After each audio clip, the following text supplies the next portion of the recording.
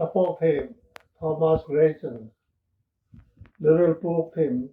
Đại Park Lawson, Dung Lu, mọi tiên thằng Akola, và mọi thâm tập, tu mô là vô linh, phơi vườn phim, ăn rìm tùy đèn mặn, thì cùng long tùy lô kẹt tùy ăn linh, zorong phơi sung ribot của mình, sung sung nó đầy xí, tu hên lò vô lên ta, ăn vàng tầm tầm đó, sung hai lại à pakat chú, hun tu ta cả bol về lâu lên santa, giải phụ dit lâu năm sinh không bằng hiền này, sinh không khôn rồi rồi tin, sang hong phụ clip hette malang uzarin, akut so, amak san hai chú, music video album asemin, thiên hua thu sa phiêu thấy cái nào, ahon cây thằng đọc lên, chung ai lòng tắc gì tên này, album này lapok pakat, chân ta thấy lo và quý tệ tiền mang hi, đăng đại lên, ngay từ na khen hà là, khó tàng về bằng lệ siết sỏi na, phi tất cả thiệp hay là tham vọng cái này lên, ngay tham tự tu của mình, mà như sinh,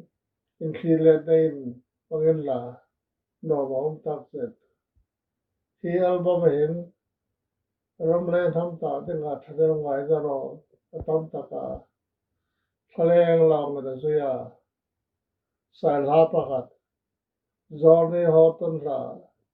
Whispering Pines rem tui in nam vang thế na samo ta cầu zong sa trole lem ba ser pe lem insu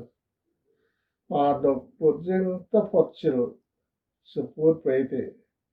lại cho tôi po vin một số na dong thu thế là năm nghìn một năm sang tu đi bốc tiền bên tiền thiệp thay tiền he music video album he lop takin katang zar